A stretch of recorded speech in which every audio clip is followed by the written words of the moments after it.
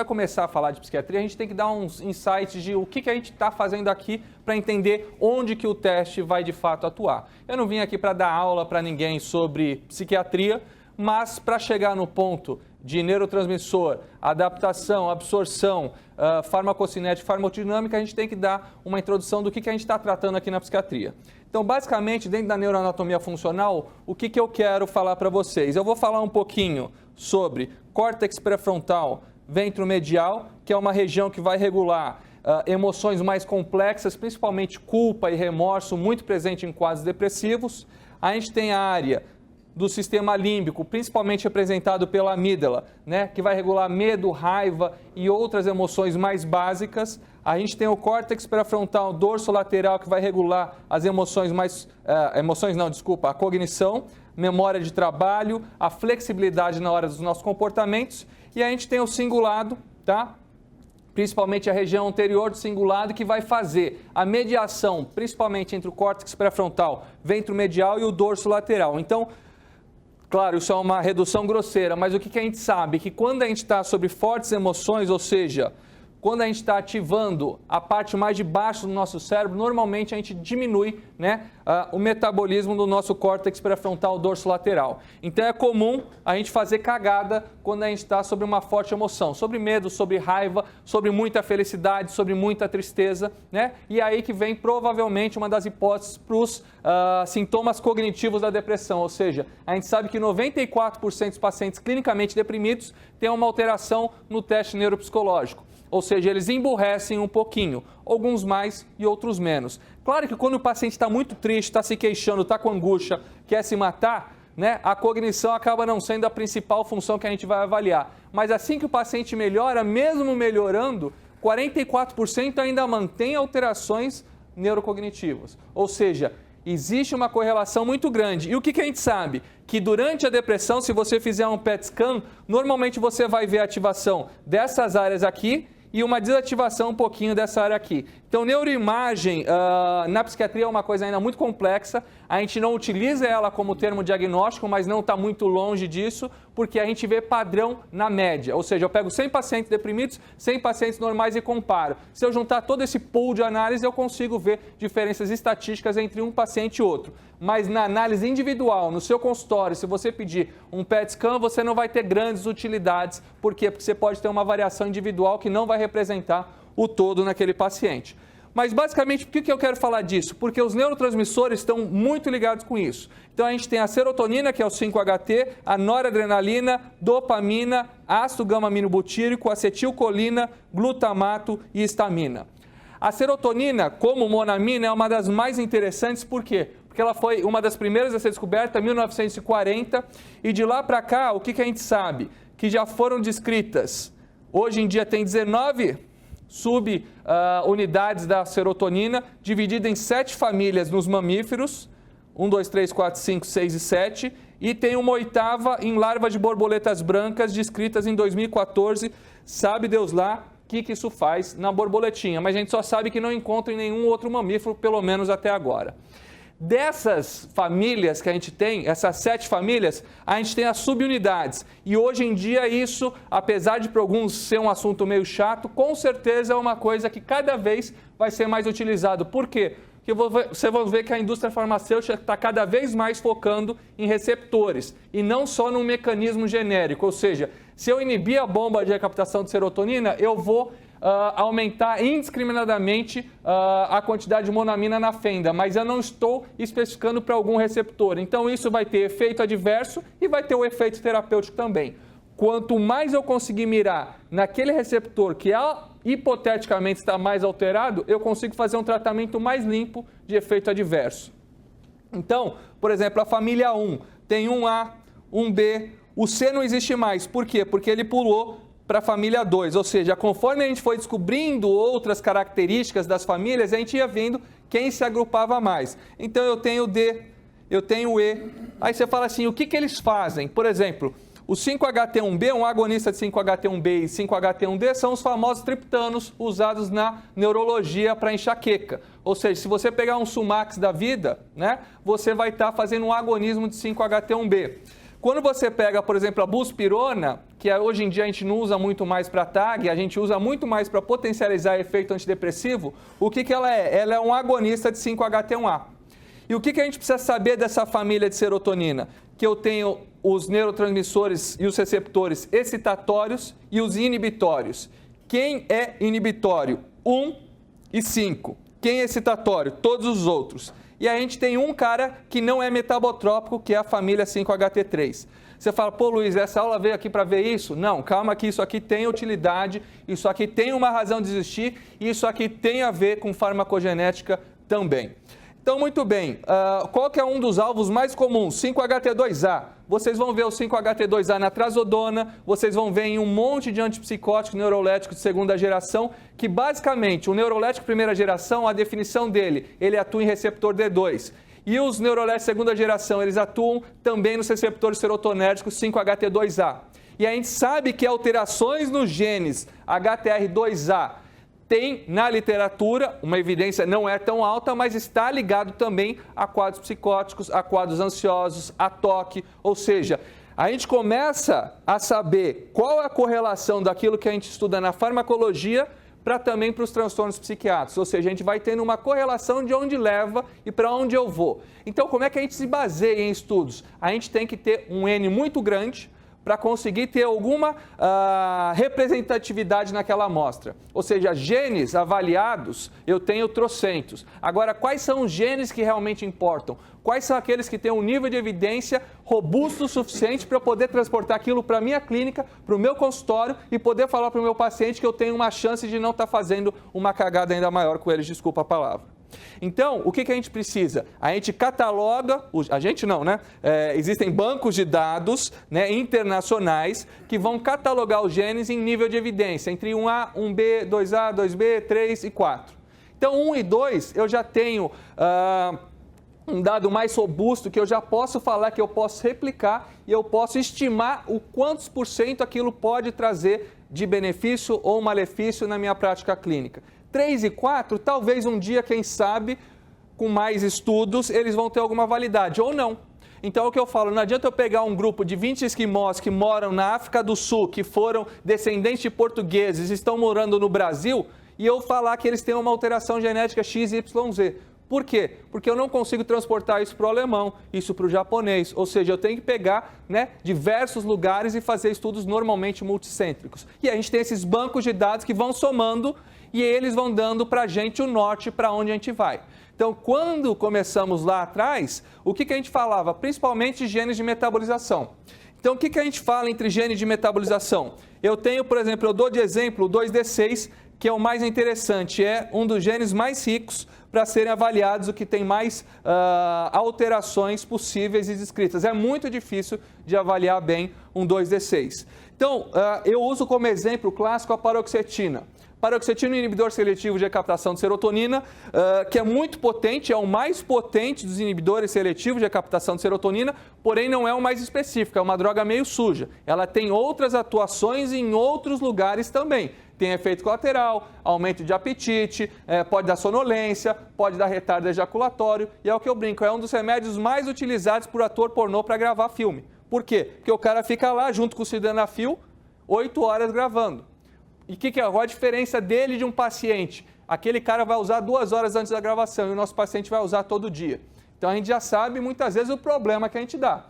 Bom, a paroxetina é um fármaco muito interessante. Por quê? Porque ela é metabolizada praticamente exclusivamente pelo 2D6. Então vamos falar de um modo mais didático para quem não está acostumado com a área. Eu teria 2 cópias dos 2 alelos, tá, de 2D6. Vamos imaginar que por algum motivo eu vim com uma cópia só, ou um alelo funcionante só.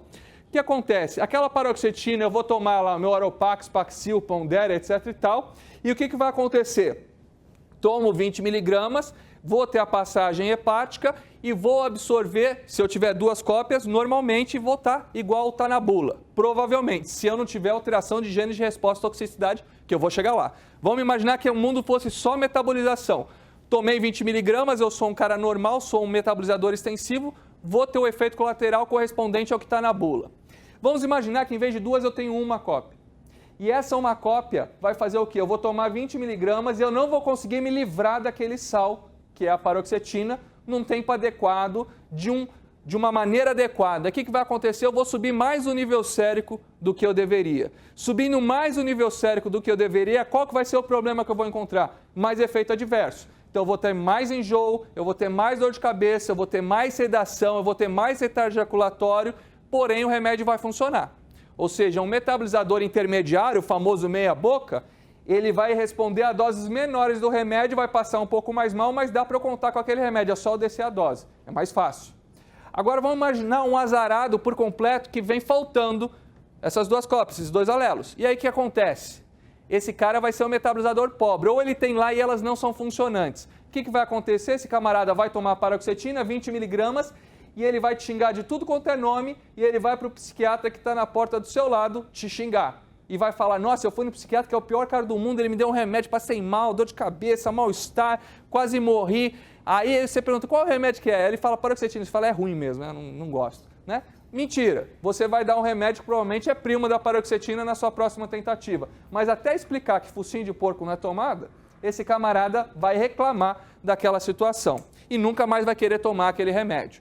Então, se eu tiver o contrário, em vez de 2 cópias, eu apresento 3. Eu já vou ser um cara que vai metabolizar mais rápido. Eu vou tomar 20, mas não vai valer 20. Esse cara vai ter menos efeito colateral, mas menos efeito terapêutico também. E já foram descritas até mais de 10 cópias na literatura, né? Brincando, seria um metabolizador Mega Ultra Master Blaster rápido. Ou seja, é um cara que provavelmente pode tomar a dose que for, que eu não vou conseguir chegar no nível sérico adequado para avaliar o quanto que esse cara tem. Como que seria um jeito fácil de resolver isso? Fazendo avaliação de nível sérico de paroxetina. Alguém já fez? Não, não é assim, né? O que a gente avalia a nível sérico? Lítio, ácido valproico, carbamazepina, fenitoína, normalmente antiepiléticos e estabilizadores de humor. A gente não sai dosando antidepressivo e a gente troca. Então, 2D6 é um exemplo clássico que está envolvido em trocentos outros remédios também na psiquiatria. É um dos genes mais importantes dentro do SNC. Então, eu avaliar ele, eu já estou dando um passo muito grande. Foi aqui que as coisas começaram. Se vocês lembrarem, lá em 2008, um protótipo que tinha para você fazer avaliação no seu próprio consultório de alterações de 2D6, que era o passo incipiente da prática clínica. Ou seja, a farmacogenética, o Guido vai falar depois, mas já existe há muito tempo. Mas quando que a gente começou, de fato, poder transportar esses dados e eu poder utilizar nos meus pacientes? Isso não tem muito tempo. E cada vez está mais comum e mais útil. E quem deu o pontapé inicial nessa procura, olha quantas pessoas tem aqui, além da curiosidade. A gente brinca que foi o Jorge Pontual, sem querer. Ele foi falar do próprio quadro, né? Ou seja, ele faz tratamento para depressão, segundo ele, né? Há 40 anos e há 10 anos ele usava uma medicação que ele não fala qual é na entrevista, quem já assistiu, mas dá para se deduzir, imagino eu, que seja escitalopram, não sei se alguém falou com ele. A gente falou, mas ele não contou o remédio também, mas eu... Então, mas ele era metabolizador ultra rápido de 2C19, segundo o que ele fala na própria entrevista. Todos os meus dados são daquela entrevista que ele deu. E aí... Ou seja, quem é o mais famoso do 2C19 que existe há 15 anos? Ele toma 10, Lexapro, né? Então se imagina, né? Tem outros que passam? Tem. Mas se imagina que ele devia estar fazendo uso disso. Porque ele falou, eu sou metabolizador ultra rápido 2C19 e eu tenho alteração no gene MTHFR, que faz a transposição, né? A ativação de ácido fólico, que é o B9, e metilfolato, que é uma coisa muito importante na formação de monoamina. Então ele falou esses 2 detalhes e isso mudou o tratamento dele. Por quê? Porque provavelmente ele furou, né? Ele passou desta medicação que já está no lugar errado para uma outra que vai ser bem absorvida. O outro remédio é melhor que o Lexapro? Não. O que vocês veem em estudo? Que na média os remédios funcionam para 70% dos pacientes. Eu posso dar para todo mundo Pristic, Brintelix, Zoloft, Prozac, e na média a cada 10, 7 vão sair melhores, 6, 7 vão sair melhores, 3 vão sair resolvidos, e os outros 3, 4 vão ficar na mão, ou seja, não vão ter uma resposta adequada. Então, por que a gente quer dados mais precisos para eu conseguir errar menos na hora de escolher o meu tratamento? Então, é o que eu brinco. A ideia é eu conseguir acertar mais, mas na minha prática, o que eu faço com meus exames para os meus pacientes? Eu já excluo aqueles que eu nem vou tentar.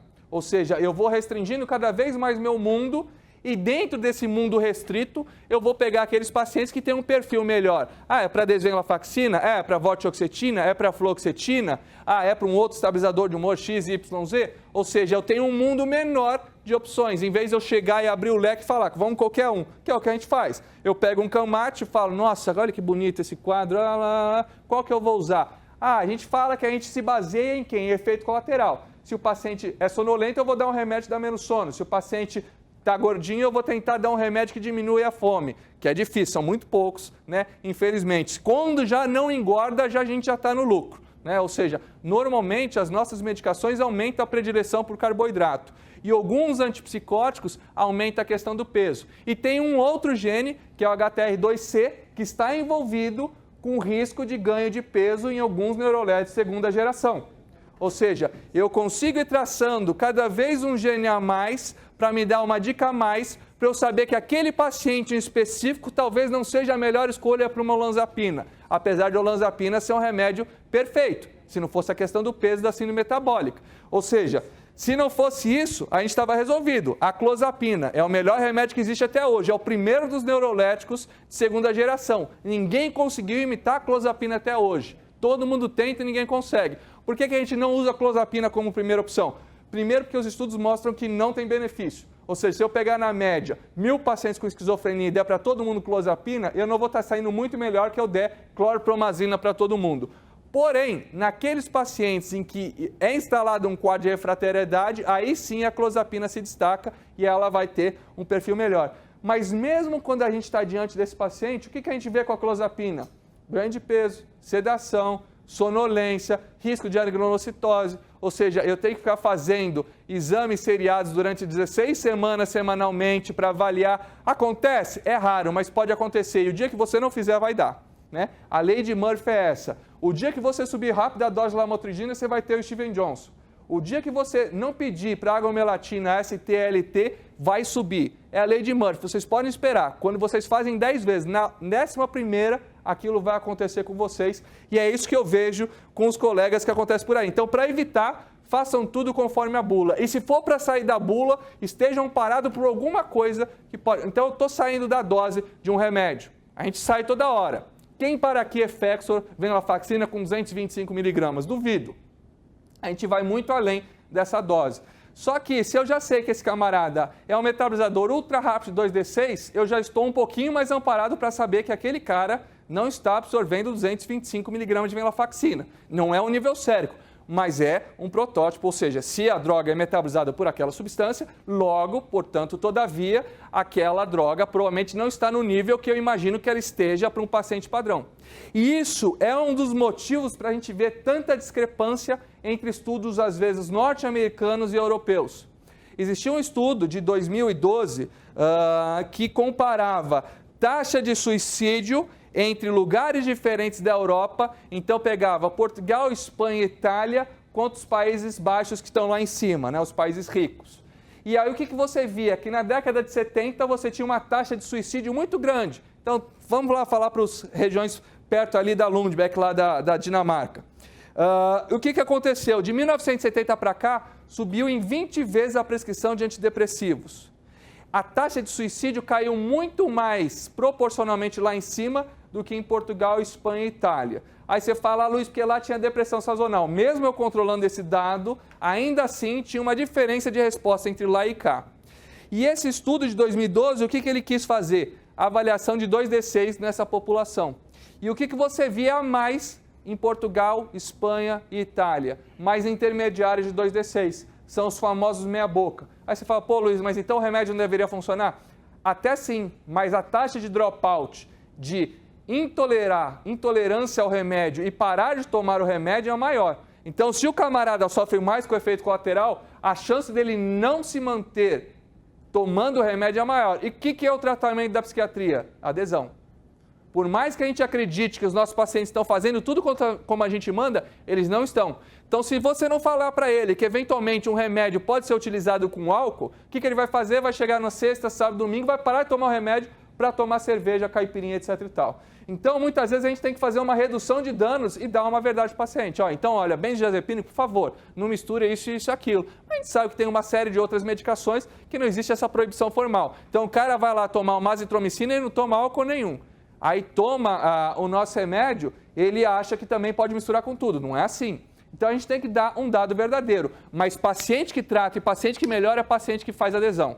Se não tiver adesão, nada de tratamento. Então, esse estudo, o que ele via? Que a taxa de suicídio de Portugal, Espanha e Itália era menor de base, mas diminuiu muito menos proporcionalmente do que a taxa de base dos países lá de cima. E uma das respostas desse artigo, que era um artigo em relação à variação de genética, mas um estudo muito bem feito, deu essa resposta com um possível dado a mais para responder. Aí você fala, Luiz, eu tenho como saber quem é metabolizador ultra rápido, quem é lento, quem é intermediário? Não, eu tenho como chutar. Ou seja, eu tenho estudos populacionais que mostram, por exemplo, que 2D6, uma aula da Carol, que está ali, que trabalhava lá no NIM 27, eu convivi muito com a Carol virtualmente, por e-mail. A Carol, ela manja tudo que vocês imaginam também aí em relação à parte técnica de genotipagem. E numa das aulas dela mostrava a taxa de metabolização de 2D6 ultra rápidos no norte da África, intermediários em algumas regiões da Europa e extensivos em outras. Ou seja, numa pequena faixa territorial que eu pegue a mesma paroxetina na África, no norte da África vai parecer água, para o português, espanhol e italiano vai ser um pouco de veneno, vai ter mais efeito colateral e para o camarada lá de cima vai funcionar muito bem, obrigado. Ou seja, se eu pegar uma pequena faixa, agora imagina isso no mundo todo. O que a gente sabe? Que japonês normalmente metaboliza um pouco diferente álcool, não é? Então tem a questão da álcool desidrogenase, etc e tal, então faz mais acetaldeído, então tem mais reações ruins ao álcool. Isso a gente já sabe chutando, mas eu sei qual japonês tem aquilo? Não sei.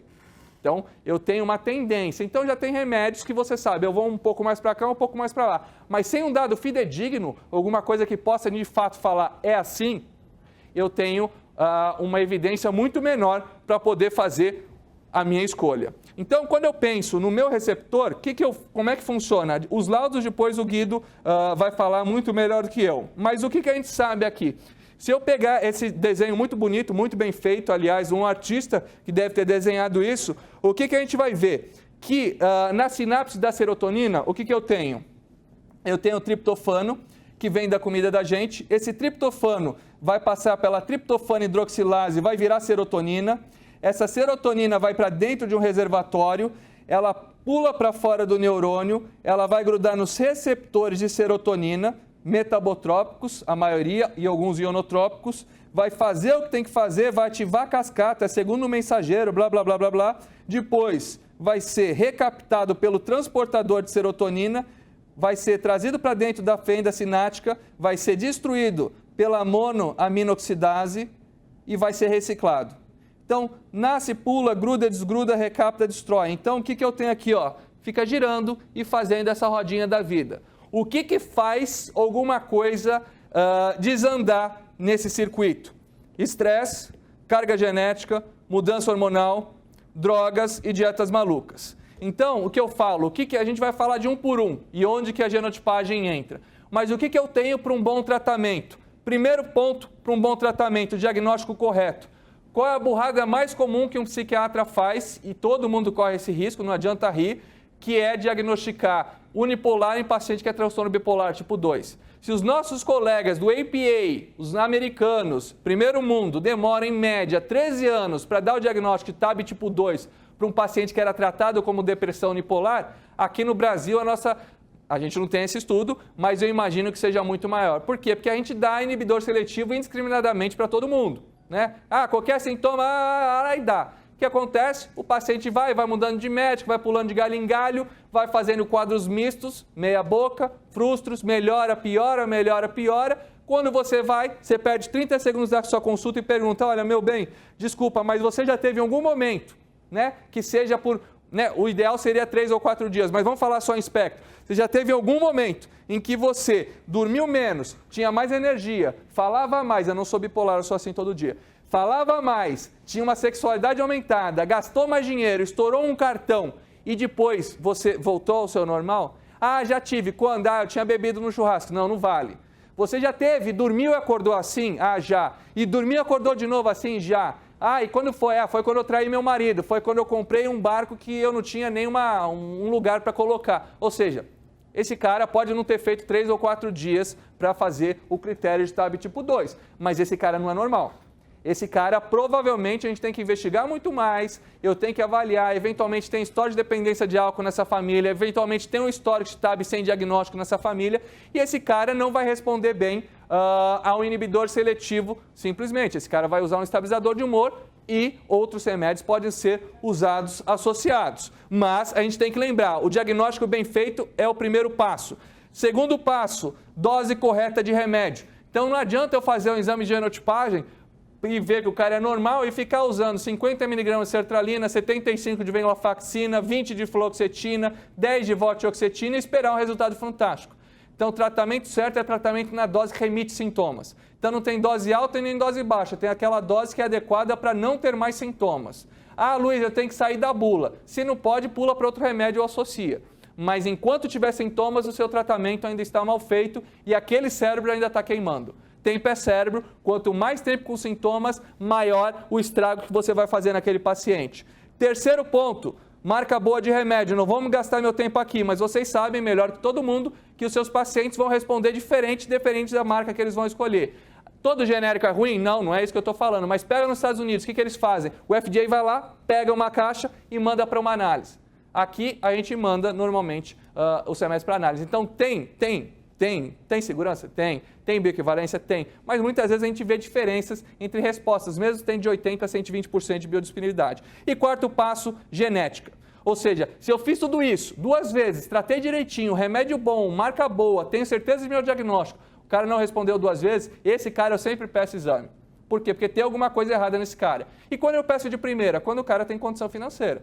Então, na minha consulta, minha primeira consulta, eu sempre explico isso que eu estou explicando aqui para vocês. Mesmo o cara não sendo psiquiatra. Por quê? Porque as pessoas querem saber o que acontece. Elas, mas ele não vai entender. Se a pessoa for muito simples, você dá uma traduzida, uma simplificada, mas as pessoas querem entender o que está acontecendo. Bom, então, esse cara fez e tem condição, eu falo, faz o exame. Mas mesmo que ele faça o exame também vai demorar 1 mês e meio aí para sair. É mais ou menos esse tempo que está. Por enquanto, sim. Mas vai diminuir.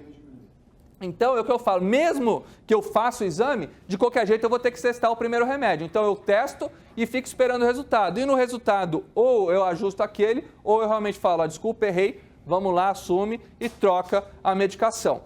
Então, dentro desse aqui, o que eu posso falar? Eu posso falar metabolização. Metabolização conta com quem? Então, quem que eu preciso para saber de metabolização? 2D6, 2C9, 2C19, 1A2, 3A4, 3A5, 2B8, esses são os principais que vocês vão ver de metabolização. Ah, Luiz, e se eu só avaliar 2D6? Vai estar capenga o seu exame. Tá? Ou seja, você tem mais dados que pode te dar. Com essas 7 famílias aqui, basicamente eu mato de 80% a 90% de metabolização de remédio que passa por CYP. Ou seja, mesmo que o cara vá tomar um diclofenaco, um inibidor de bomba de próton, um quimioterápico que passe pela CYP, eu consigo predizer se aquele é o melhor ou pior remédio para ele. Imagina que eu tenho 2 remédios que vão fazer a mesma coisa, um passa por 2D6, o outro por 2C19, e eu já sei qual a alteração, mesmo que seja de outra área, é o que eu falo para o paciente. Esses primeiros genes avaliados servem para qualquer diagnóstico, para qualquer transtorno. Por quê? É nível sérico de remédio. Agora, os meus genes de metabolização, resposta, toxicidade, os outros, aí vão servir para mim. E o que me importa aqui? Tá? Não vou me alongar muito para a gente poder depois sair e dormir em casa numa boa hora. Mas o que eu sei que é interessante? E se eu puder avaliar para vocês o SLC6A4, que é um dos principais, o gene que vai fazer a formação das proteínas do transportador de serotonina.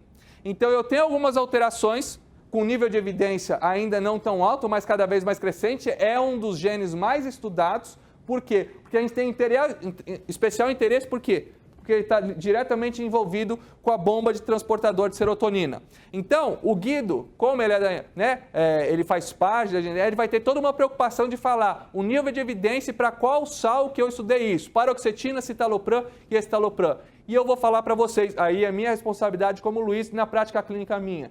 Se funciona para 3 inibidores seletivos, o racional é, você vai usar um outro que pega a bomba de recaptação de serotonina muito forte, se você tiver já uma alteração descrita aqui, eu particularmente não vou.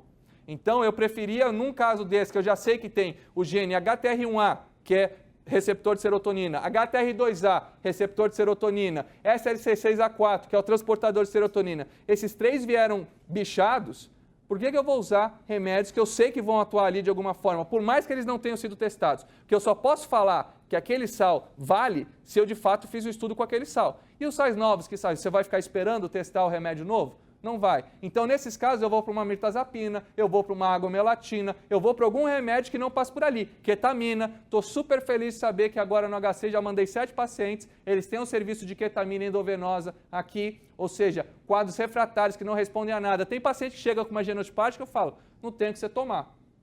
Né? Por quê? Vamos fazer CT, vamos para outra coisa. Agora, ketamina também é uma opção. Por quê? Porque o cara metaboliza mal tudo. Então, às vezes, tem casos que complicam a vida. Qual que é a parte boa, às vezes, da genotipagem?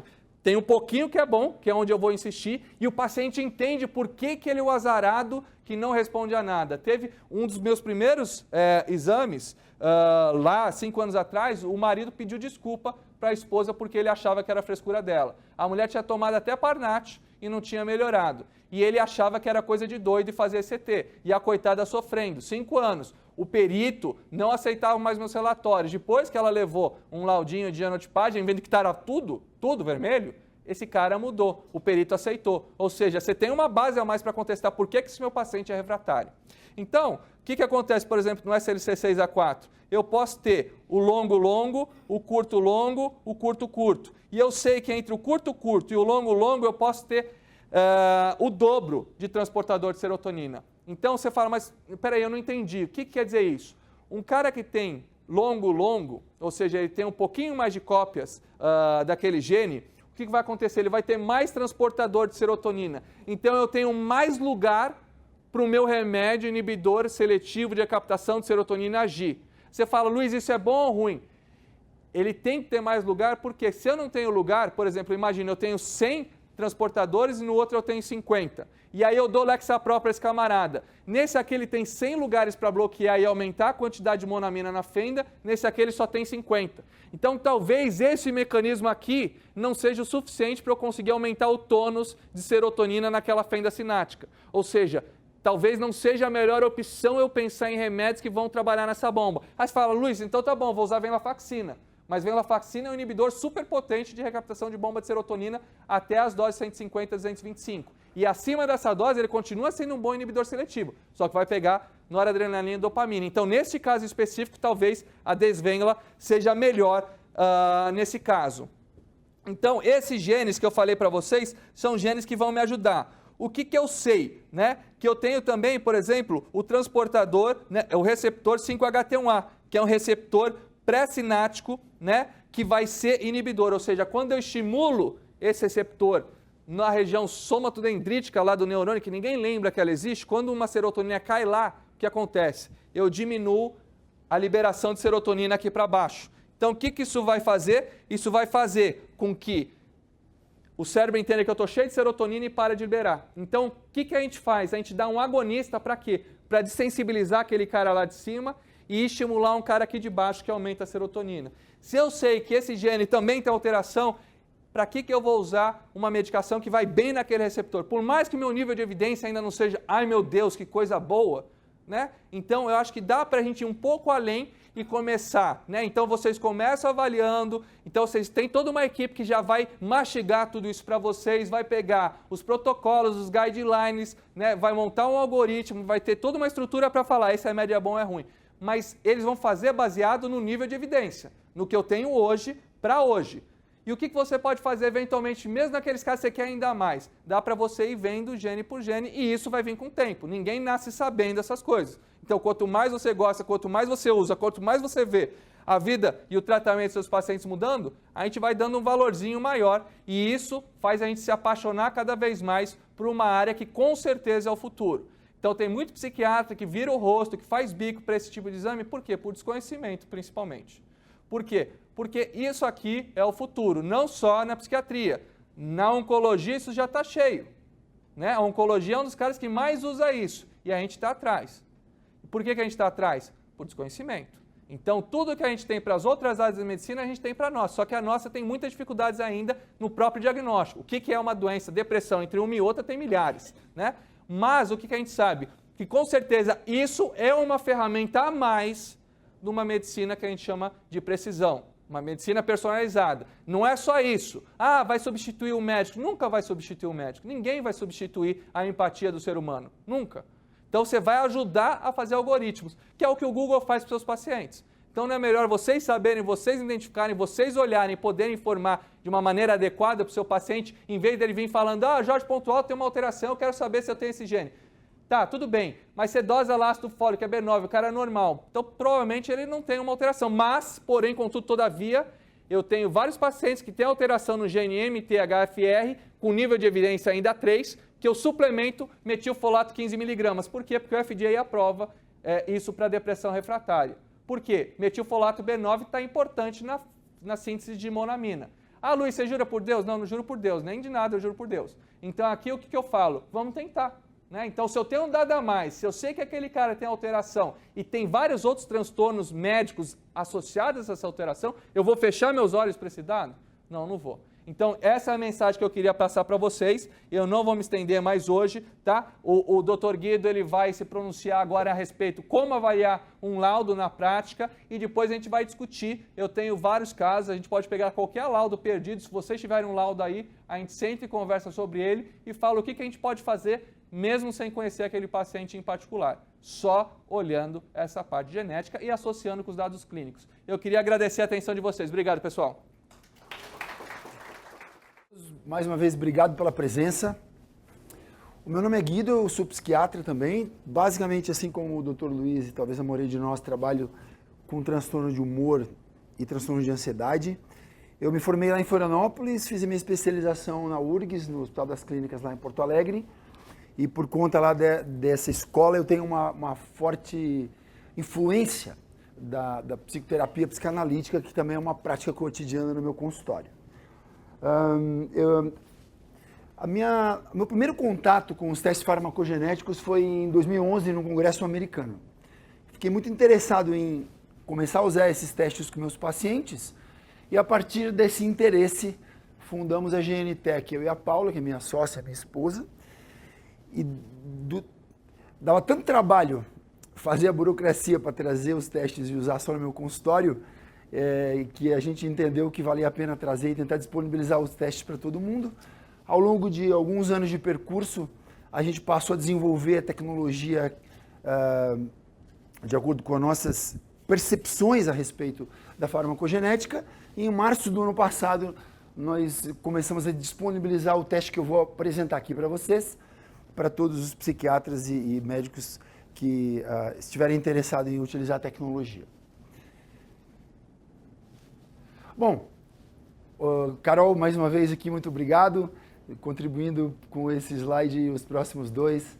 Carol, nossa querida aqui, super entendida em farmacogenética. Bom, a ideia aqui é só dar uma noção para todos que, apesar da farmacogenética ser novidade para quase todo mundo, a primeira vez que vi isso foi em 2011, é um termo que foi cunhado lá em 1959, na década de 50 já tinha um pessoal entendendo lá que tinha pacientes que respondiam, metabolizavam de maneira diferente os medicamentos. Ali em 1990 surgiu o primeiro periódico de farmacogenética, o Pharmacogenetic Journal, e em 2000 o primeiro banco de dados sobre genética foi fundado e até hoje é a maior referência que a gente tem aqui, inclusive na farmacogenética. Esse aqui é um slide que a Carol nos ofereceu, que é bacana, porque ele demonstra de uma maneira bem prática, através de um exemplo, de um gene de metabolização, que é a CYP2C19, o impacto que ele pode gerar na dosagem sanguínea de pacientes com diferentes genótipos. Então, por exemplo, um paciente aqui que ele é um metabolizador ultra rápido, ele vai ter 42% a menos de estalopram no sangue do que um paciente que é metabolizador normal E o paciente que é o metabolizador pobre, ele vai ter 6 vezes mais estalopram circulando na corrente sanguínea dele do que o paciente que é metabolizador normal. Ou seja, a gente fica no escuro fazendo tentativa e erro, e esse slide mostra de uma maneira bem clara as diferenças de dosagem sanguínea entre esses diferentes genótipos. Bom, a ideia aqui é mostrar para vocês o que está por trás do resultado de um laudo do jeito que a GNTech faz. O que tem de tecnologia por trás disso, da onde que vêm as informações, como que essas informações são compiladas, não é? Porque eu, quando vi um laudo de farmacogenética a primeira vez, eu não conseguia entender de onde que saíam aquelas informações, e ficava meio desconfiadão, estranhando aquilo tudo e tal, e depois com o aprofundamento, com os anos, com o desenvolvimento da tecnologia, a gente conseguiu entender bem, e o objetivo é ajudar vocês a entender o sentido e a lógica que estão no laudo que nós vamos apresentar. Bom, o fluxo, evidentemente, começa com a solicitação do exame. No nosso caso, o DNA é extraído a partir de um esfregaço de células bucais, que é uma forma mais simples, indolor, pouco invasiva, logística de transporte de DNA mais fácil de fazer, então isso é um desenvolvimento tecnológico, né? Algumas empresas fazem a extração do DNA através de coleta de sangue. O DNA é enviado para o laboratório, no caso aqui o laboratório do Einstein, agora nosso parceiro. Esse DNA passa por um processo laboratorial, onde ele é, digamos assim, associado a uma série de reagentes que foi fabricado, no nosso caso, por uma empresa norte-americana chamada Illumina, que eles são os caras hoje no mundo que participam de 90% de todo o sequenciamento genético que acontece no planeta hoje. Então a gente vai lá para a Illumina e diz, Illumina, nós queremos encontrar esses 25 genes, essas 500 e tantas variantes, fabriquem aí para nós os insumos e a placa. E aí a Illumina, depois de alguns meses e muita pesquisa, muitos contratos, uma grana preta passada para lá, para o outro lado, fabrica então esses reagentes, essa placa. O DNA é extraído, colocado nessa placa, nesses reagentes, vai para um equipamento, que é um sequenciador genético, como se fosse uma impressora, assim. Atualmente ele já é bem menor do que antes, que faz então, que procura esses genes que a gente pediu para a Illumina procurar, e essas variantes e tal. Corre 19 horas esse sequenciador, esse processo de sequenciamento, ele lê mais de 1000 vezes cada pedacinho do gene que a gente pede para ele encontrar, e ele então descarrega esses genes brutos num arquivo. Opa, desculpa. Para mim não. Obrigado. Também, obrigado. Eu vou passar aqui para frente então. Ele descarrega todos esses dados, que tem lá um montão de gigas, é um absurdo de informação. Esses dados vão para uma nuvem, eles passam por um primeiro processamento, eles vão, e aí é gerado um arquivo chamado FastQ. Esse arquivo, então, ele é capturado pelo algoritmo e todo um pipeline de biotecnologia desenvolvido pela GNTech, captura esses dados lá da nuvem, faz mais uma compilação, cruza esses dados genéticos com os dados farmacológicos dos 79 medicamentos que nós analisamos e gera o laudo. Então, basicamente, esse é o fluxo de produção de um laudo de farmacogenética do jeito que a GNTech faz. Na nossa versão atual, nós analisamos... Por que eu falo versão atual? Como o Dr. Luiz explicou. À medida que vão surgindo novos estudos científicos, nós vamos incrementando a nossa base de dados, vamos aumentando o número de genes, variantes e medicamentos analisados. Então, nós começamos em março, agora iniciamos esse ano já numa segunda versão, em julho já vem uma terceira versão, então é um desenvolvimento contínuo, baseado sempre na produção de novos papers, estudos e pesquisas e tal. A nossa versão atual, então, ela analisou 5.000 estudos científicos que nós conseguimos associar com os 79 medicamentos que a gente analisa para o sistema nervoso central, desses, associar, aliás, desculpe, com 26 genes e 504 variantes desses genes, não é? Depois, gente, essa aula vai ser disponibilizada através de um link e aí todo mundo vai poder ficar com a aula armazenada e isso, logo em seguida, vocês vão receber o link dessa aula. Bom, e reforçando também aquilo que o Dr. Luiz falou, né? No meu entendimento como médico no consultório e o posicionamento da GNTech como empresa o teste é uma ferramenta, é um exame, é uma informação a mais que nós temos. Nós psiquiatras nunca tivemos oportunidade na nossa vida de ter um exame para nos ajudar a cuidar dos nossos pacientes. Então, todo mundo estranha muito, né? Não sabe o que vai fazer com isso e tal, e aí, com essa exposição na mídia, a gente escuta falar de tudo, né, doutor? Então isso vai substituir o médico, o paciente não precisa mais do médico e de maneira alguma, né? É só mais uma informação que a gente vai ter na mesa e que nós vamos analisar junto com todas as outras informações que a gente analisa. Resultado de neuroimagem, quando possível fazer nível sérico. E a gente está conversando com o pessoal do laboratório aqui, né, Natália, para tentar viabilizar a dosagem de nível sérico de antidepressivos que atualmente a gente não consegue fazer, mas são muito utilizados. Talvez isso seja uma realidade aí nos próximos anos para nós. Boa medicina tradicional, histórico familiar, histórico de resposta a tratamentos anteriores. No nosso caso aqui, que nós gostamos muito do viés psicoterápico, psicanalítico, fatores psicodinâmicos, fase vital, estressores ambientais, etc. Mais o resultado do teste farmacogenético, quer dizer, é uma informação a mais que a gente vai ter na mesa.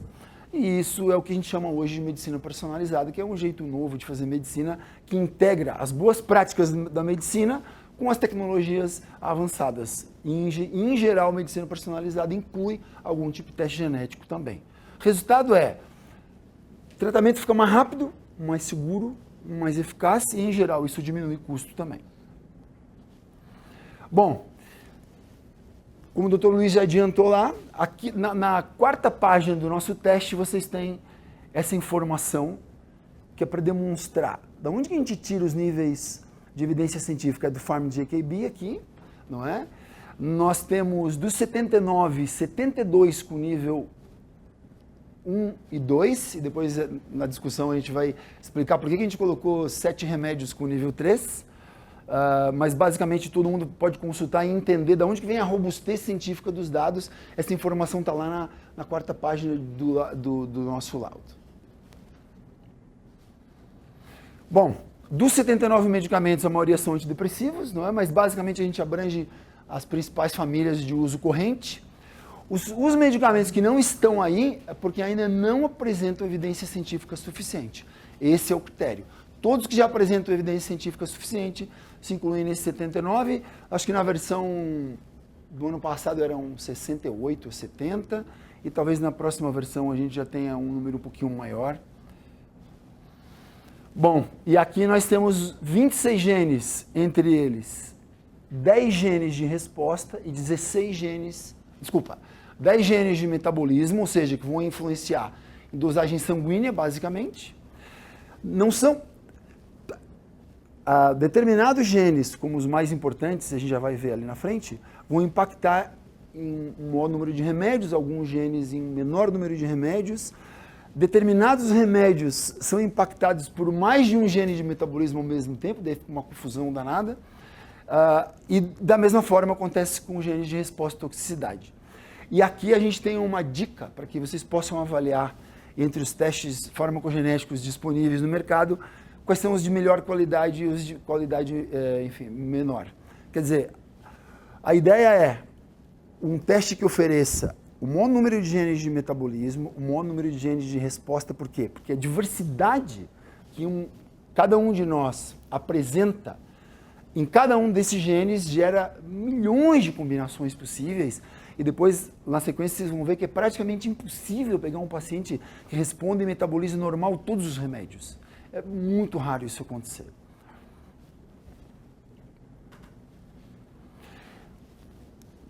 Todas essas informações, elas têm um único objetivo, que é gerar um laudo. E esse foi um dos grandes desafios, e agora na última versão o Dr. Luiz nos deu a honra e o privilégio de poder nos ajudar a desenvolver essa versão final, porque tudo isso que o Dr. Luiz falou lá é uma coisa que quase ninguém conhece. Eu comecei a entender um pouco melhor disso nos últimos anos por conta da necessidade de desenvolver o teste.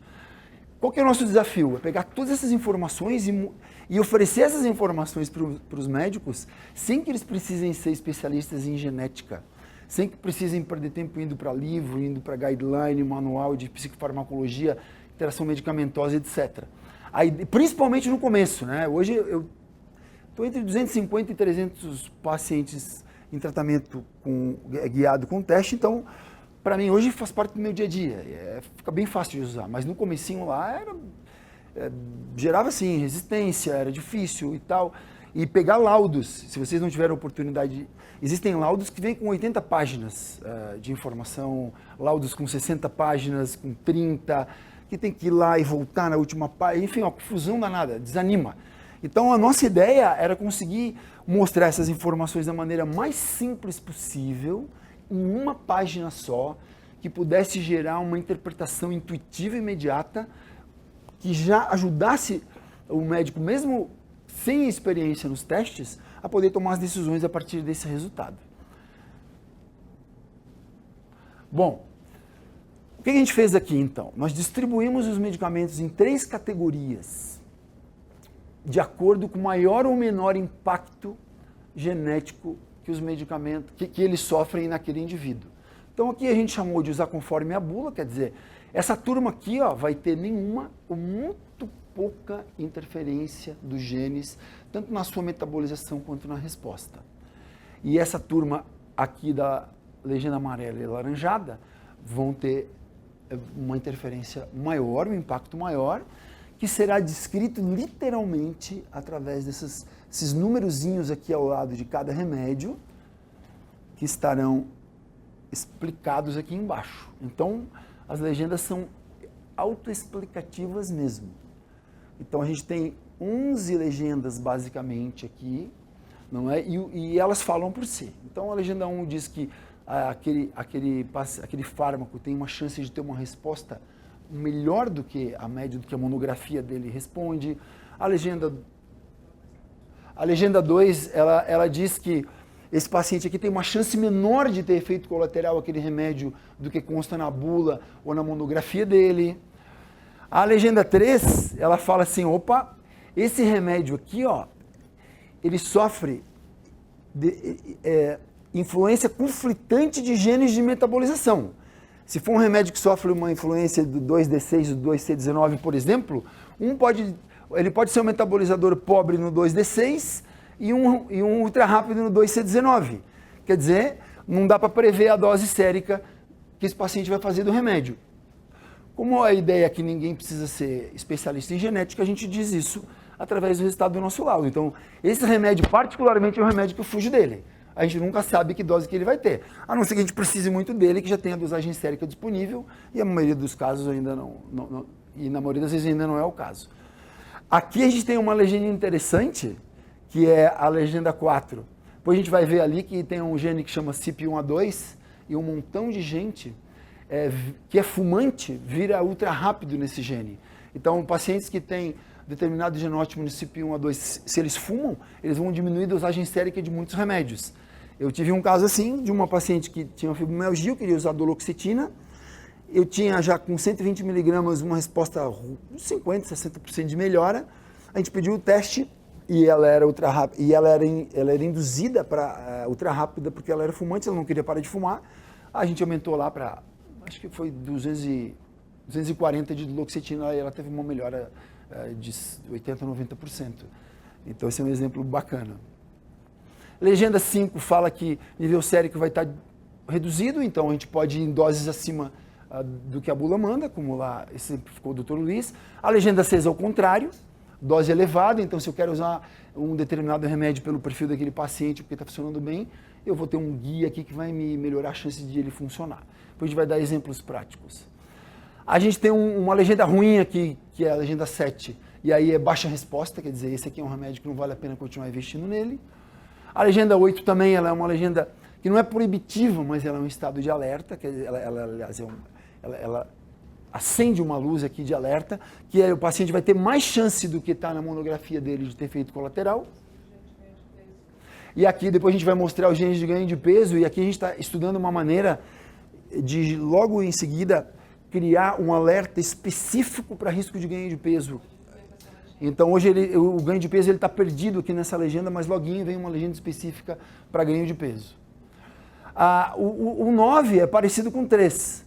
O mesmo medicamento é impactado por um gene de resposta boa e o outro gene de resposta ruim. Então é um remédio também difícil de dar para o paciente. E aqui o 10 e o 11 são sutilezas, quer dizer, quando a gente analisa gene, a gente tem critérios científicos para analisar o peso do impacto dele. Tem determinados genes, tem determinados genótipos que eles ficam pertinho de serem, por exemplo, um ultra rápido ou um pobre, como um 2D6. Lembra aquela discussão que a gente teve? Só que ele não é, mas ele está muito perto de ser.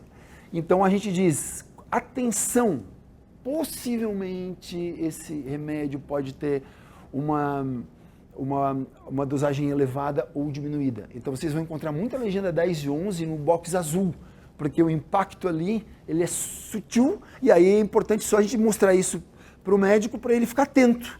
E aí junta essa informação com a clínica do paciente, sempre com a clínica do paciente, ele vai desconfiar ali se essa legenda está dando uma dica ou não. O asterisco diz, cuidado, porque interações medicamentosas podem impactar de uma maneira importante nesse medicamento. E aqui o Dr. Luiz nos ajudou a fazer isso, a gente tem essa cruzinha aqui em cima, ó, que avisa, esse medicamento está aqui no nosso laudo, porém ele tem nível de evidência 3. Lá atrás, na nossa primeira versão, a gente tinha tomado uma decisão que é, não vamos colocar nenhum remédio com evidência 3. Quando a gente começou a ir para o campo e mostrar para os médicos, alguns medicamentos como o lítio, lamotrigina, o Venvance lá, lisdexanfetamina, enfim, o óxido valproico, não estavam no teste. E aí muitos médicos começaram a se queixar e perguntar por que eles não estavam no teste. A gente dizia, doutor, é que ele tem nível de evidência 3 e tal. Ah, mas não interessa, eu prefiro ter um nível de evidência 3 do que nenhum. E aí muitos médicos começaram a dizer isso para nós, o nosso pessoal de campo começou a trazer essa informação, e a gente sentou lá na mesa e agora a gente vai fazer. Então a gente resolveu atender esse pessoal que prefere ter uma evidência fraca do que não ter nenhuma, mas a gente pensou, então vamos avisar. Então esse remédio está aqui, tem evidência 3, e aí o médico decide se ele vai valorizar aquela evidência ou não. Eu particularmente olho para a evidência, olho para a clínica. E é incrível, porque às vezes a gente vê mesmo uma evidência fraca se manifestando claramente ali naquele caso, e outras vezes não. Então, foi a solução que nós demos, né? E essa outra questão aqui, ó, de escrever os remédios em cores diferentes, ela veio porque o nosso laudo, na versão anterior, era assim, ó. Todos os remédios tinham a mesma cor. E aí a gente conversava, né, doutor Luiz? Mas então, tem um monte de remédio aqui no Usar Conforme a Bula que tem informação menos robusta do que outros que também estão aqui e está todo mundo aí na mesma turma. O que a gente faz com isso? A gente demorou uns 2 meses, eu acho, né? E conversamos e tal, vai para lá, olhamos nossos laudos e a gente encontrou a seguinte solução. O que a gente faz? A gente diz que os remédios escritos em verde, eles sofrem influência de genes relacionados à metabolização, resposta e toxicidade. Ou seja, aqueles remédios que estão escritos em verde, eles apresentam literatura científica de genes de resposta, metabolismo e toxicidade. Então o nosso teste mostra isso para vocês. Aqui tem uma informação robusta. Esses são os remédios que a gente consegue alcançar essas 3 áreas de atuação de impacto genético. Alguns medicamentos não apresentam ainda literatura científica em relação à resposta e toxicidade, por exemplo, só em relação à metabolização. E a gente diz isso também para vocês. Ó. São os medicamentos que estão escritos em azul. Então, quando vocês veem um medicamento escrito em azul, o que a gente está dizendo para vocês? Doutores, desse remédio aqui, a gente não sabe ainda de resposta e toxicidade. A gente só sabe de metabolização. Então, fiquem atentos. Mas a gente não sabe por quê? Porque a ciência ainda não sabe. A gente já teve casos de que em 6 meses um remédio de azul passou a ser escrito em verde. E aqui também é sempre um desenvolvimento contínuo. E tem outros casos em que a gente não tem informação científica sobre metabolização, mas a gente já tem de resposta e toxicidade, que são os remédios escritos em cinza.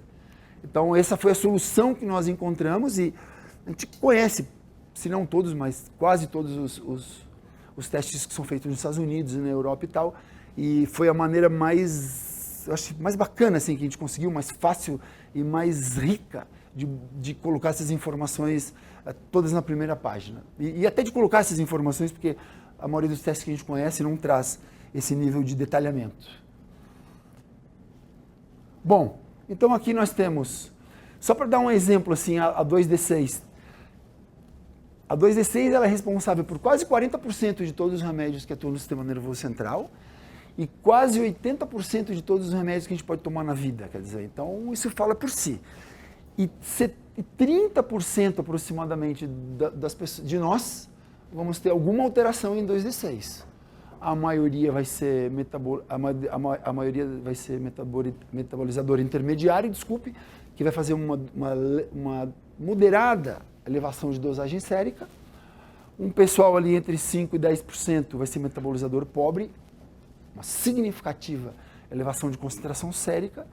E uns 5% aproximadamente metabolizador ultra rápido. Aí vamos lembrar lá daquele slide do estalopram, que é 2C19, mas é mais ou menos essa lógica. Então, assim, é muito difícil ficar no escuro, né? 30% do pessoal vai ter problema em quase 40% dos remédios que a gente vai prescrever. Da mesma maneira, a 2C19, os dados, os genes que não apresentam esses dados de incidência na população é que ainda não apresentam um N em estudos que possam estatisticamente ser extrapolados para a população. Então faz um cálculo estatístico lá, eu não sei explicar direito, mas não dá para a gente extrapolar ainda, mas a gente sabe aqui, ó, que 1 a 3% das pessoas em 2C19 vão ser pobres, quase 30% intermediário e ultra rápido perto de 5%, que é um montão de gente. Aí pegam lá um paciente que é ultra rápido em 2C19 e em 2D6, os remédios que são impactados pelos dois basicamente não chegam no cérebro, né? E se a gente não sabe disso, a gente fica lá testando, ajustando dose durante várias semanas e tal.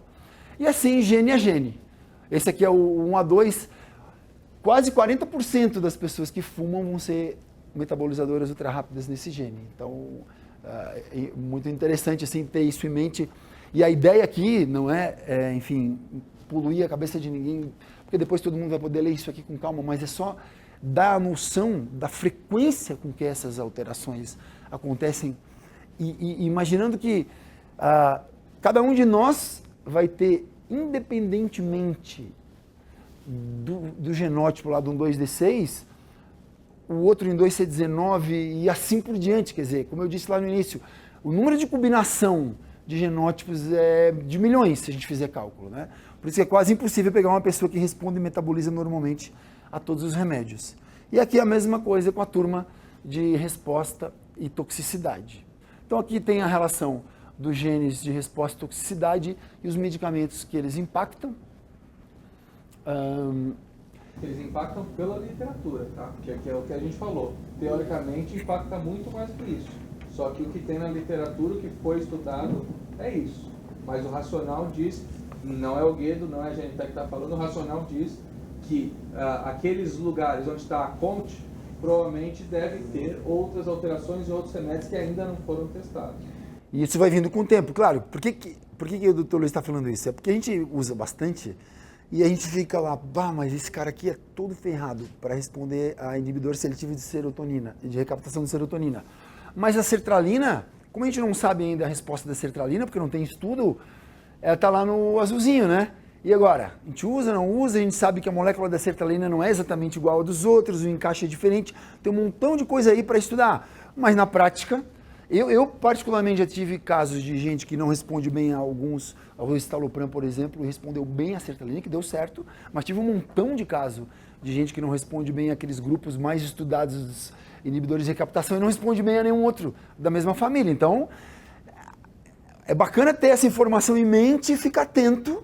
E aí a ideia é errar menos, como o Dr. Luiz falou lá atrás, né? E aí a gente tem os nossos genes aqui do ganho de peso, né? Que é o HTR2C, que ele impacta praticamente todos os antipsicóticos atípicos aqui, né? E depois a gente tem um outro gene aqui também, de ganho de peso, que é o MC4R, que também pega o olanzapina. Então, pega um paciente que tem alto risco de efeito colateral nesses dois genes, ele tomou olanzapina, é quase de certeza que ele vai engordar, assim como esses outros antipsicóticos. Então, como eu disse, a gente loguinho vai criar uma legenda específica para ler. Hoje ele está na legenda 8, né, que é o aumento de risco de ganho de peso, mas a gente vai criar uma legenda específica para alertar sobre o risco de ganho. Desculpa, a legenda 8, aumento de risco de efeito colateral em geral, e nós devemos criar logo uma legenda para alertar sobre o risco de ganho de peso especificamente. Isso é bem documentado já. Então, só uma coisa, volta ali. Aquele, ó, o SLC6A4 que eu estava falando. Tem estudos que não dá nível de evidência, mas que é individual, que você fala, quando você está com um paciente complicado, que mostra que longo, quer dizer, o curto, que teoricamente é ruim para alguns inibidores seletivos, tem uma resposta melhor para a imetazapina. Por quê? Só Deus sabe, né? Mas tem alguns estudos que mostram isso. Então, aquele negócio, quando mesmo com o exame de genética, você ainda está de frente de um caso complicado, que você já tentou várias coisas, é o que fala, ainda dá para ir além.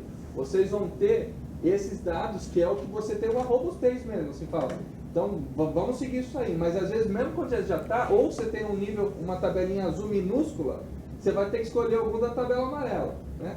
E aí começam as complicações. Aí, pois é. Mas assim, pelo menos, isso na verdade é o nosso dia a dia sem o teste já, né? É isso que é interessante, porque na verdade a gente já faz isso e sempre fez isso na vida. Só que a gente fez no escuro. Agora, pelo menos tem uma informação objetiva aqui que em alguns casos vai nos dar uma evidência bem robusta e outras, no momento atual, uma indicação possível e a gente vai se virando melhor, né?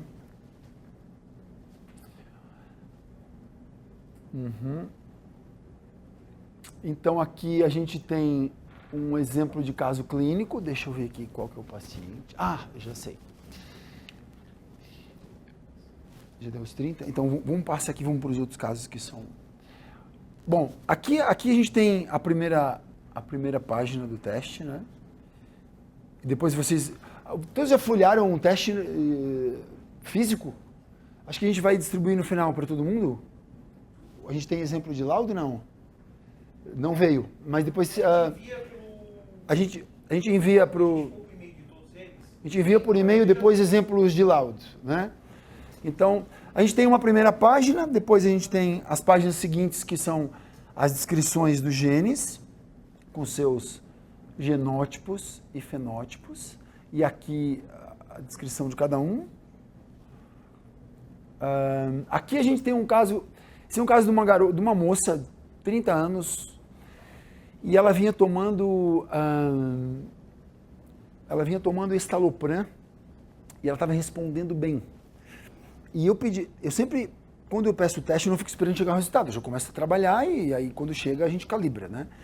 E ela teve uma resposta boa ao estalopram, ela estava em psicoterapia semanal e tal, e depois que chegou o resultado do teste, a gente foi lá olhar e o estalopram dela mostra boa resposta, dose sérica alta e chance de efeito colateral maior. E de fato, ela estava respondendo bem com 10 miligramas. Só que quando eu vi esse oitinho aqui, que é o aumento de risco de efeito colateral, e ela nunca tinha se queixado para mim. Aí eu comecei a perguntar para ela, esse resumo da história. Ela estava com diminuição de libido, anorgasmia, sonolência e aumento de apetite, e nunca tinha me falado, porque ela não tinha associado com o remédio. Bom, a gente trocou por um outro remédio aqui, que no caso foi a desvenlafaxina, que ela também tem uma boa resposta, bacana. Os efeitos colaterais desapareceram e ela ficou feliz da vida e eu também. Então, quer dizer, ela nunca tinha se queixado. Ela estava tomando remédio, tinha quase 3 meses depois que ela fez o teste me alertou e melhorou a vida dela. Aqui é a segunda e terceira página, e depois isso aqui dá para todo mundo olhar em detalhes, né? Esse paciente aqui é interessante. Ele é um senhorzinho portador de um TAG com um montão de outros sintomas de ansiedade, ataque de pânico, ele tem um intestino irritável e tal.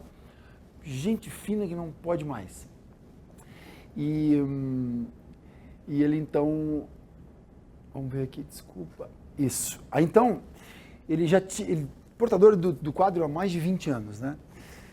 E ele chegou, comecei a dar um Lexapro para ele, só que ele fazia sempre um montão de somatizações, paciente complicado para tomar qualquer tipo de remédio. O que eu fiz? Eu comecei com Lexapro em gotas para ele. Comecei de uma gotinha e psicoterapia semanal, nas primeiras 8, 12 semanas mais ou menos. E beleza, ele foi indo e foi melhorando e foi evoluindo bem e depois chegou o resultado do teste, né? E aí realmente deu sorte lá. Além de ser uma indicação clássica, o Lexapro estava com boa resposta e dose sérica baixa. E o que ele me contou? Que há 8 anos atrás, quando ele foi no psiquiatra a primeira vez, o cara deu o Lexapro para ele quase morreu, né? De tanto efeito colateral que ele teve na vida, com meio comprimido. Ou seja, não dava para ter efeito colateral, porque esse meio comprimido não chegou nem perto lá da maioria dos neurônios dele. Era puramente psicossomático, a má resposta dele. E como é esse caso, o mais emblemático que eu tive foi uma moça que estava em psicoterapia por uma dificuldade de relacionamento e tal. Ela fez um episódio depressivo e a gente precisou começar a dar antidepressivo para ela. E aí eu dei um Prostick. Primeiro dia, liga ela para mim, tô vomitando e caí de cama tonta. Opa, não quero mais tomar esse remédio. Beleza, vem cá, para de tomar e vem para cá semana que vem. Lexapro, uma gota. Tô vomitando, caí de cama tonta. Opa, para tudo. Vamos pedir um teste. O que chegou no teste? Prostick. Veio por aqui, normal, quer dizer, a chance de ela ter tido aquele efeito colateral naquela intensidade era praticamente nenhuma. E o mais incrível, o Lexapro dela dava dosagem sanguínea, ela era ultra rápida. Quer dizer, aquela uma gota que ela tomou jamais chegou perto de um neurônio dela sequer. Quer dizer, só que o Lexapro dava baixa resposta para ela também. A gente olhou o resultado do teste, analisamos, conversamos lá mais uma sessão, ela ficou tranquila, voltou a tomar o Prostick e está tomando 100 mg há 3 anos, assintomática. Então, esse é um outro tipo de efeito que dá o teste. Quando dá a informação e o paciente vê aquilo que é concreto, se trabalha bem com ele ali psicologicamente, é uma beleza e pode ajudar um montão de gente, principalmente esse pessoal que somatiza muito, né?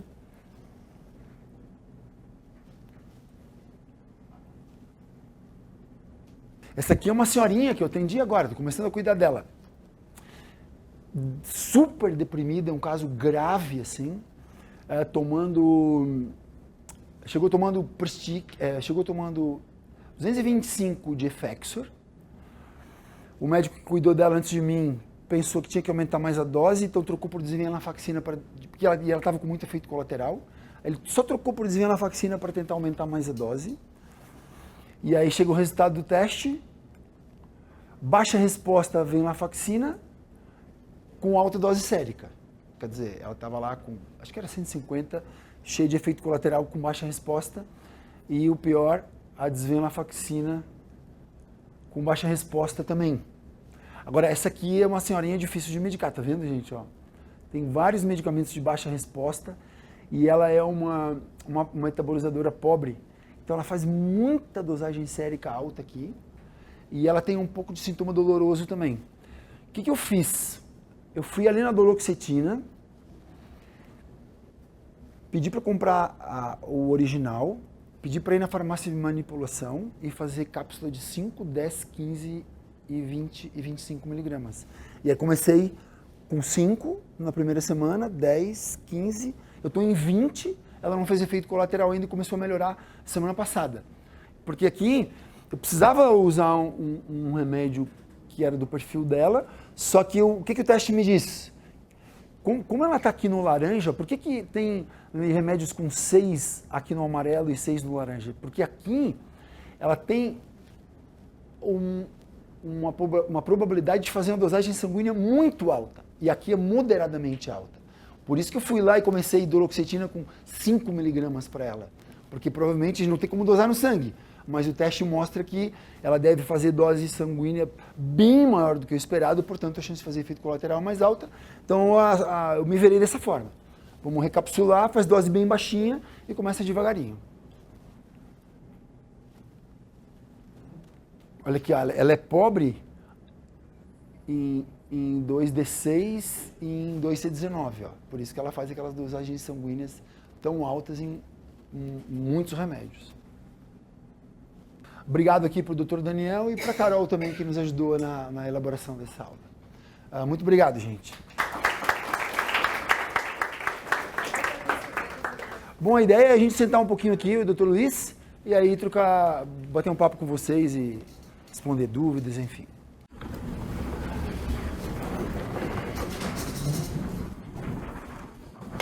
Tem uma curiosidade só antes de começar, aquele 1A2 que o Guido estava falando em relação ao cigarro, né? Tem umas outras curiosidades, se vocês forem ver, indução de 1A2 acontece com brócolis, couve-flor, carne queimada, cannabis, né? Então, você pega às vezes um paciente que nem imagina, né? Então ele está usando lá uma medicação, um paciente esquizofrênico, que está lá usando uma medicação, pega uma clozapina, uma olanzapina também, que tem uma certa participação. E eles têm uma dieta normal, é difícil você achar um esquizofrênico que não fuma, né? Muitas vezes tem um uso comórbido de cannabis, ou seja, talvez aquele remédio não seja o melhor para esse camarada. Então, quando você não tem dado nenhum, às vezes eu já até penso, sem saber, a gente troca. Agora, com o dado, fica tudo muito mais fácil. Até para você poder insistir para ele, cara, parar de fumar para você é uma opção melhor ainda que para o outro. Então, assim, o outro vai se ferrar menos do que você com o cigarro. Então é um jeito de economizar dinheiro que eu falo para o paciente. Que ele vai, eu vou subir o nível, né? Que nem o Guido falou, ele foi lá, um Cymbaltinha, 240 miligramas, gasta uma grana desgraçada. No caso ali, o paciente podia pagar e não queria parar de fumar. Podia pagar e não queria parar de fumar. Eu tô falando, ele está gastando 2 vezes para comprar o cigarro e para dobrar a dose do outro remédio dele, né? Então argumenta mais para você convencer pessoas a parar de fumar, que é muito difícil, vocês sabem. Aquele gene de nível de evidência 3 associado com o lítio, em relação à toxicidade, resposta, Você lembra dele? O lítio foi um grande dilema, na verdade, pra gente colocar ali, né? Quem sabe se põe ou não. A gente... Ele é metabolizado. Ele tem uma metabolização toda particular lá e o impacto dele é muito baixo, tem poucos estudos, na verdade. Então, ele entrou naquela turma ali que um montão de médico reclamava que ele não estava ali presente e a gente falou, cara, mas a evidência é baixa, a via de metabolização é isso. É porque ele é renal, né? Então, assim, é um sal. Até hoje é o sal mais simples que tem, né? Tá na tabela periódica 1A, junto com sódio e potássio. E tem mais de 5 mecanismos de ação proposto pelo lítio. Ninguém sabe até hoje que desgraça. Como que ele funciona. Então, previne Alzheimer? Pô, tem uns estudos bacanas, né? Faz 1001 um coisas. estabelecedor Os gregos de já humor. usavam há 3 mil anos Tem, atrás. na sem relação saber, de gene lá tem, algumas cara. águas. Ou seja, é difícil, mas Aqui, ó, dá licença. a gente sabe que existe alguns estudos, né, com nível de evidência baixo, mas sinceramente, na minha prática, o que guia o lítio? Nível cérebro. É que ele só fala. Então, assim, esse nível, esse gene. É de resposta. É de resposta. É de resposta. Mas eu nunca me baseei, por exemplo, nele na clínica. Então o lítio, que é o que eu falo, o lítio é imbatível. Paciente com risco de Olha suicídio. isso aqui, ó. Ele é cinza, então a gente... É gene de resposta e toxicidade já. Mas é um gene só, né? Eu acho que é só. São 2 genes, são 2 genes, eu acho. Deve estar na relação ali, se passar. Depois é só olhar na relação ali. Mas não é uma evidência muito confiável ali, cara. O lítio é dosagem sanguínea e clínica, né? Eu não olho muito pro lítio no teste, particularmente, assim, viu? 2 dúvidas. Primeiro, nesse teste e em outros, eu não acho topiramato. Por causa disso, porque o nível de evidência ainda não é suficiente. A gente não tem estudos científicos que correlacionem genes, nem de resposta, nem de metabolização, e nem de toxicidade com o topiramato.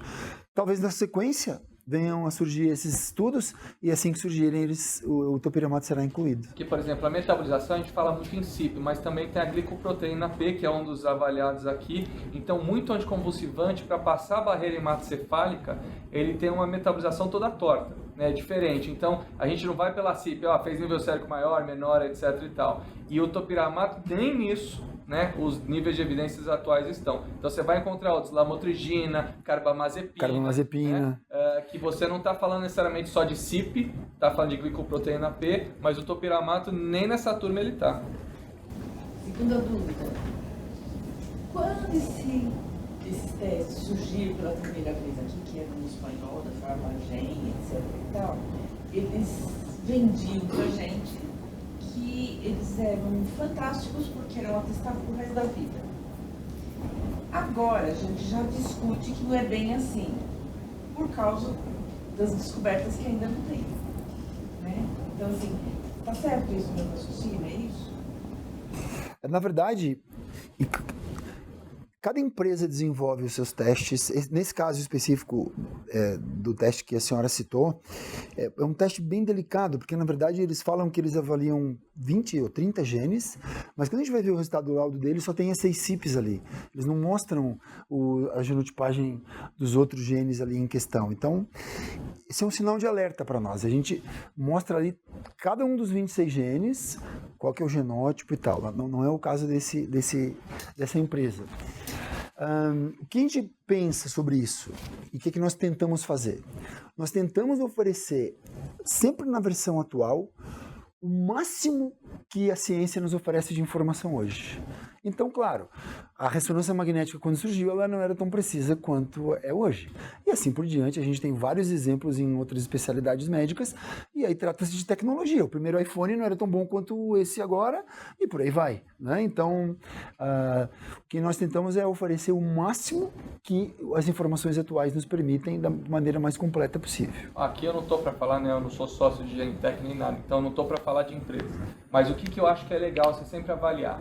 A técnica que foi utilizada para fazer a análise. Então, por exemplo, você pode ir pelo PCR, que você vai analisar um lugar da sua fotografia. Você pega um lugar e vai analisando lugar por lugar. Ou você pode sequenciar uma grande quantidade, sequencia o gene todo.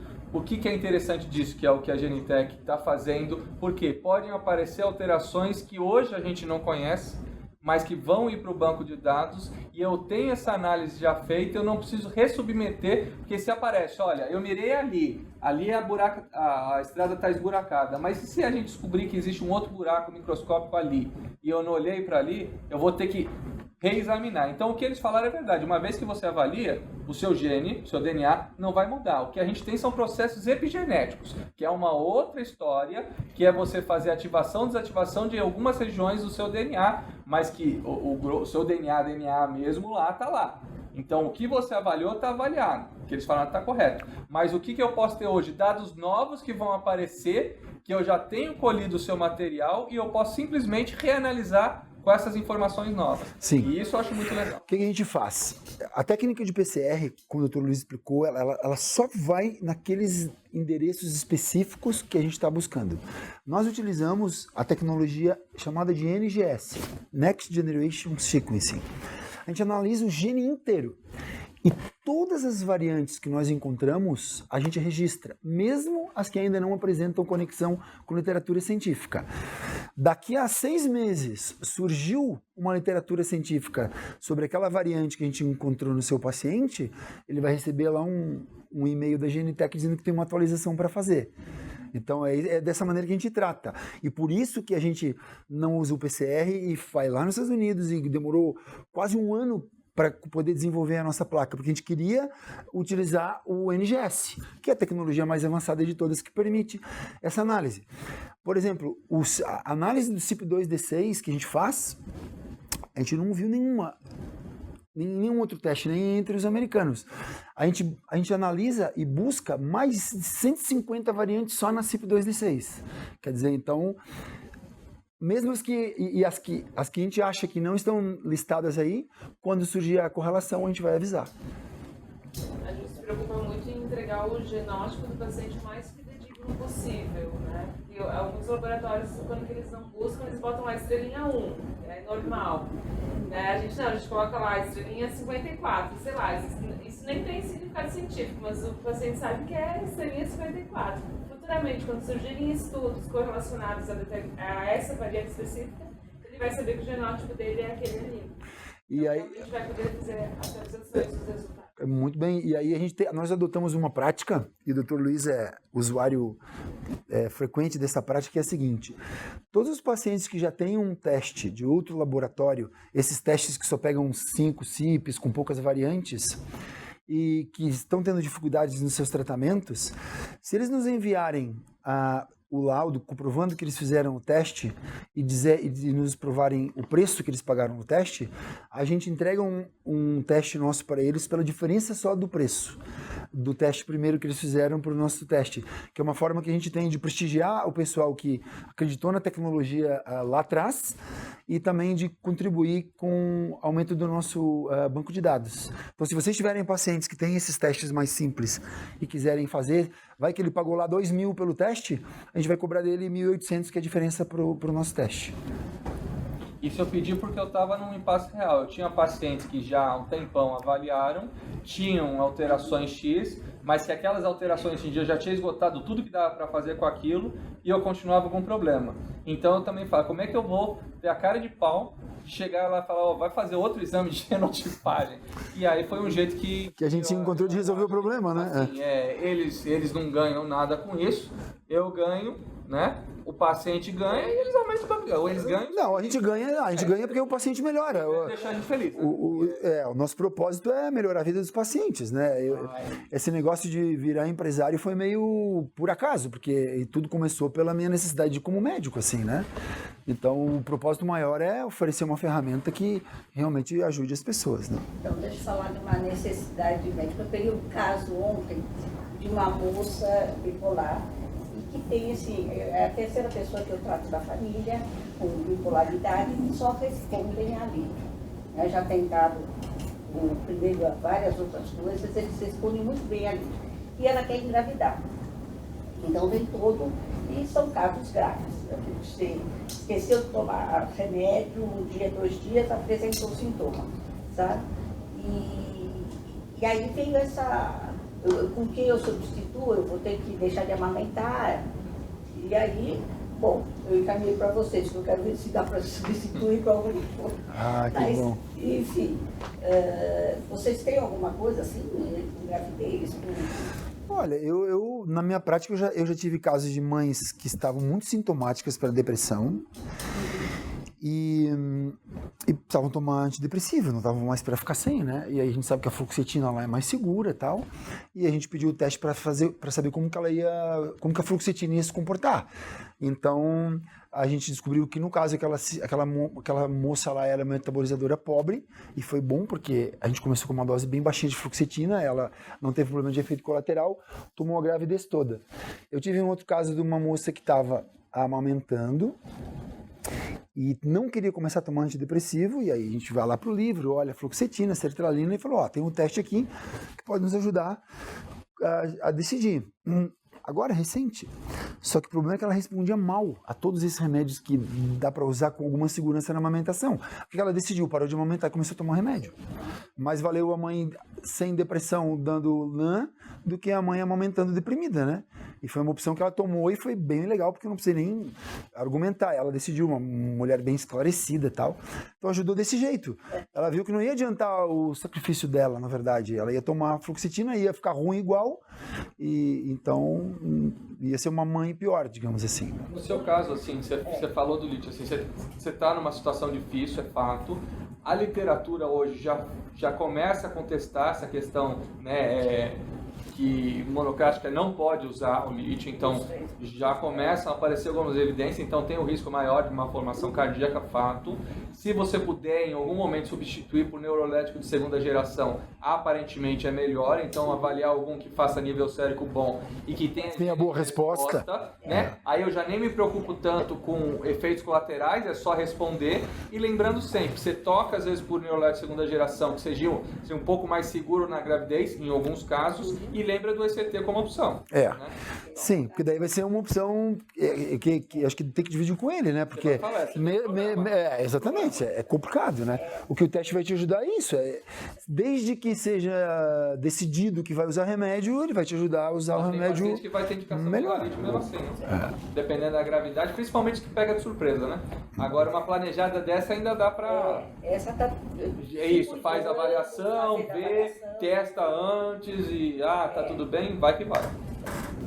O número de evidência que Obrigado. vocês escolheram ABC, 1, 2, 3, Pelo que vocês basearam? Absolutamente não foi pelo Oxford, né? Pelo nível de evidência de Oxford. Foi pelo PharmJKB, aquela referência que está lá. Então, que é o maior banco de dados de genética do mundo. PharmJKB é assim, ó, todos os grupos de genética, privados, públicos, periódicos, grupos autônomos, consórcios de genética, todo mundo deposita, digamos assim, os seus dados lá, porque qual que é a ideia do PharmJKB? É melhorar a ciência. Então, hoje, eles são a referência internacional em genética, então, basicamente, eles que determinam essa metodologia, não somos nós, na verdade, né? A gente pega essa metodologia deles, que são referência internacional. Acho que vale a pena, se entrar agora para PharmJKB lá, .com, você vai ver um site muito fácil, ele vai falar os guidelines, aí você põe lá estalopram, ele vai falar, estalopram tem esse gene por causa desse estudo, então é uma coisa bem transparente. E não tem nada de empresa, é o que ele falou. Não, é neutro. É neutro. É público, todo mundo se tem... beneficia ou se prejudica. Exatamente, aquela informação que está lá. E especificamente o que a GNTech oferece.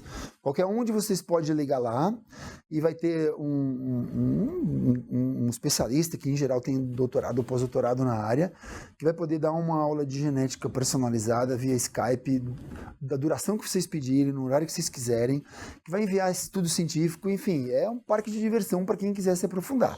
É só ligar lá e vai ter gente para atender todo mundo a qualquer hora. Então, a ideia é mostrar um laudo bem fácil, porque para o pessoal que não quiser, não tem tempo, enfim, se aprofundar muito, não precisa. Mas quem quiser se aprofundar, é só telefonar que estaremos lá à disposição.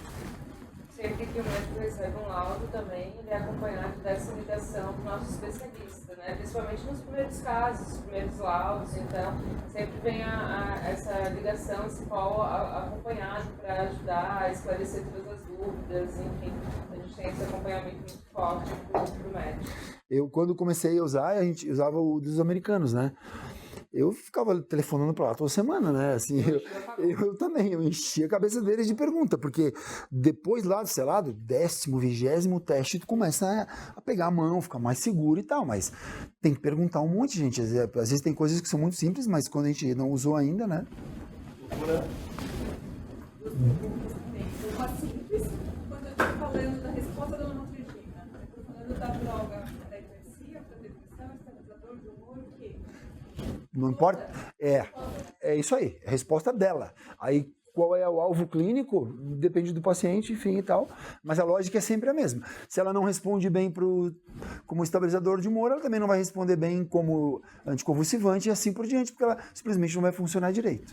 É porque a mecanismo de ação dela que normalmente não vai conseguir chegar lá no lugar, então é o que ele falou, os PharmJKB eles não especificam por diagnóstico, até porque diagnóstico é de critérios. É relativo. A gente aglutina critérios e vai separando, mas ali não, é resposta ao sal. E outra é um caso clínico que eu tenho no consultório, uma menina resolveu fazer o teste por conta dela, um teste menor, menos genes, claro, fazer uma bipolar. E ela apareceu realmente assim, na parte de azul, né? Com uso nenhum antidepressivo. Alguma correlação com a clínica? Eu sei que atende vários pacientes que estão presentes, que fazem teste genético. Tem alguma correlação, por exemplo, bipolar com o uso de antidepressivos, como se fosse um preditivo negativo? Ah, entendi. Nunca li nenhum estudo sobre isso e eu, particularmente, não sei se tu já identificou, mas eu nunca identifiquei nenhuma correlação nesse sentido. Não, já procurei, eu já tive essa mesma curiosidade. Nunca vi nada relacionado. O que a gente vê em alguns genes de resposta, por exemplo, o SLC6A4, o fato de ter alteração não é isso que a gente está usando aqui. Aqui a gente está falando de resposta a remédio, mas a gente pode ir além.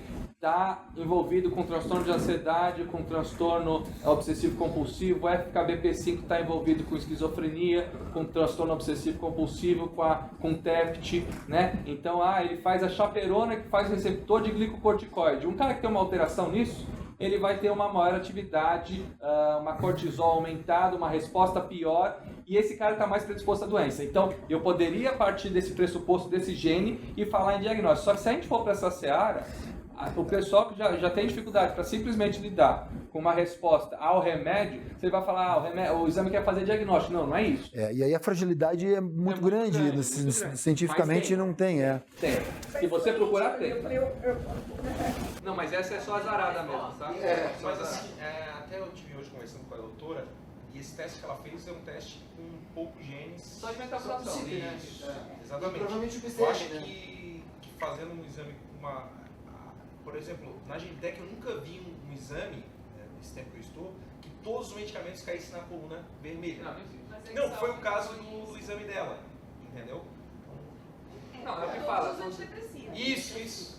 Então, mas é o que eu falo, aí eles caíram, mas caíram por quê? Porque são lentos, porque são rápidos, porque, ou seja, porque se for lento, eu vou mais devagar. Se for rápido, eu chuto a dose Lá para cima. E mais rápido. É o que fala, você também às vezes tem que olhar com cuidado a cor que você está colocando, porque simplesmente ele não está no padrão, mas não está no padrão para onde? Por isso que a gente desenvolveu as legendas. Que a legenda ela guia e diz exatamente qual que é o impacto. O amarelinho vai estar ultra rápido e ultra lento. E não quer dizer que porque está no amarelo ou no laranja que não pode usar. Na verdade, ali tá vendo aquele caso da duloxetina, precisava usar, e aquela paciente ali é toda, não foi uma senhorinha que feita para tomar remédio. Em especial, por exemplo, o que eu olharia como clínico? FKBP5, SLC6A4, HTR1A, HTR2A. São os genes de resposta que... Mas aí não vai ter no teste dela. Não. O que você precisaria mais nesse teste? E são esses casos que nem o seu. Por exemplo, pega o paciente todo ou azulzinho e que nada funciona, ou todo vermelhinho que não tem o que fazer, foram esses casos que eu retestei.